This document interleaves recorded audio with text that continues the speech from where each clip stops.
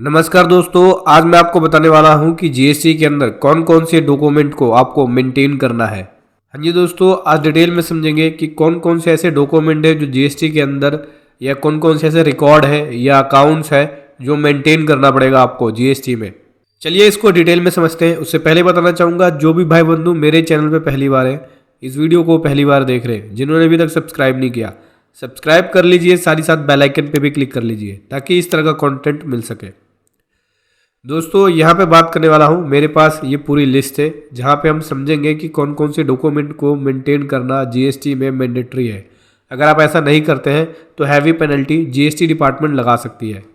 जैसे कि सबसे पहले हम बात कर लेते हैं फिनिश गुड। फिनिश गुड्स की इन्वेंट्री रजिस्टर को आपको मेंटेन करना पड़ेगा, मतलब फिनिश गुड के स्टॉक को मेंटेन करना पड़ेगा। उसमें ओपनिंग स्टॉक की डिटेल हो, गुड्स अगर मैन्युफैक्चर है तो मैन्युफैक्चरिंग के केस में गुड्स की मैन्युफैक्चर की डिटेल हो कि कितना आपने रॉ मटेरियल यूज़ किया, कितना कंजप्शन हुआ, कितना सेल हुई, ठीक है, कितना परचेज़ किया, कितना अपना बाई प्रोडक्ट निकला, कितना स्क्रैप निकला, वो सारी डिटेल आपको मेंटेन करनी होगी। और क्लोजिंग स्टॉक कितना आया, साथ ही साथ उसका एचएसएन भी। रॉ मटेरियल इन्वेंट्री रजिस्टर हो, कितना आपने रॉ मटेरियल ख़रीदा या कितना आपका माल पैक हो गया, उसकी डिटेल हो। डिटेल ऑफ स्टॉक हो, परचेज कितना किया, गुड्स कितना बेच दिया, ठीक है, कितना मैन्युफैक्चर हो गया, कितना क्लोजिंग स्टॉक है। एचएसएन वाइज डिटेल भी मेंटेन करना होगा। अगर कोई स्क्रैप या वेस्टेज निकलती है आपके मैन्युफैक्चरिंग प्रोसेस में तो उस केस में आपको उसका ओपनिंग स्टॉक और जो स्क्रैप जनरेट हुआ उसकी डिटेल और कितना आपने सेल कर दिया और कितना क्लोजिंग स्टॉक है, यह आपको मेंटेन करना होगा। इसके बाद आईटीसी का रजिस्टर, इनपुट टैक्स क्रेडिट का रजिस्टर भी मेंटेन करना होगा।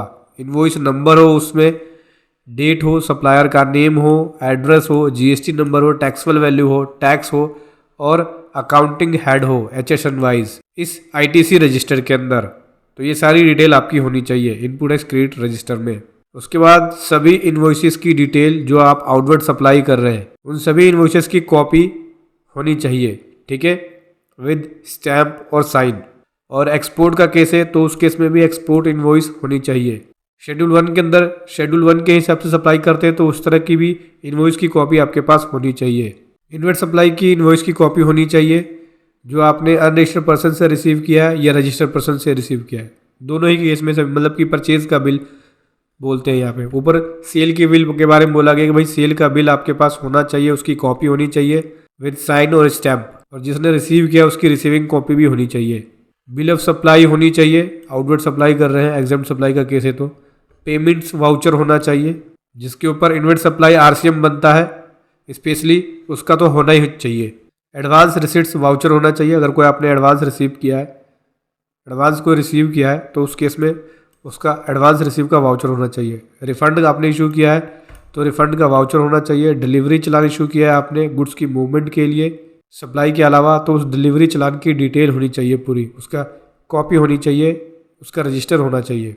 अगर जो वर्क का केस है तो उन सभी डिलीवरी चलान की रजिस्टर को मेंटेन करना पड़ेगा, उसकी कॉपी को मेंटेन करना पड़ेगा, इसकी फाइल होनी चाहिए आपके पास।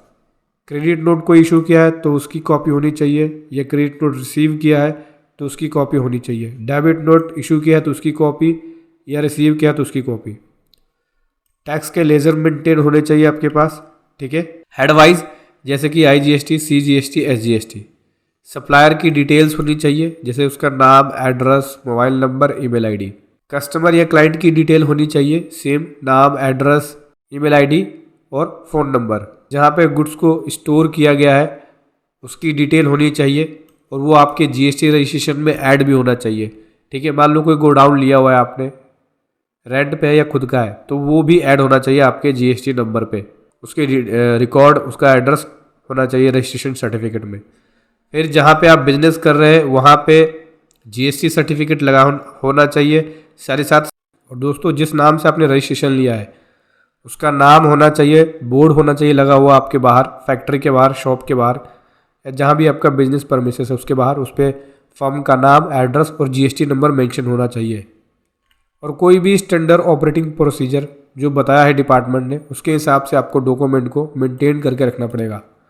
तो समझ गए दोस्तों, जैसे ही आपको जीएसटी नंबर मिल जाता है उसके बाद ये सभी डॉक्यूमेंट को मेंटेन करना होगा। अगर आप नहीं मेंटेन करते हैं तो आपके ऊपर हैवी पेनल्टी लगा सकती है। जनरली डिपार्टमेंट जो है अगर ये डॉक्यूमेंट मेंटेन नहीं है, जर्नल पेनल्टी जो है वो 50,000 तक लगती है और कई केसेस में पेनल्टी 100% टैक्स भी है। जैसे अगर ई वे बिल नहीं बनाते हैं, ई वे बिल इशू नहीं करते, जितना टैक्स बनेगा उतनी की पेनल्टी जमा करनी पड़ती है। टैक्स और पेनल्टी दोनों ही जमा करानी पड़ेगी। तो इनवॉइस के केस में ई वे बिल, ई इनवॉइस, अगर ई इनवॉइस एप्लीकेबल है तो ई वे बिल और ई इनवॉइस दोनों में मेंटेन करना पड़ेगा, उसके रजिस्टर को और उसकी फाइल को। क्योंकि कभी भी अगर जीएसटी ऑफिसर आता है तो ये डॉक्यूमेंट आपसे चेक कर सकता है, उसके पास पावर है चेक करने की।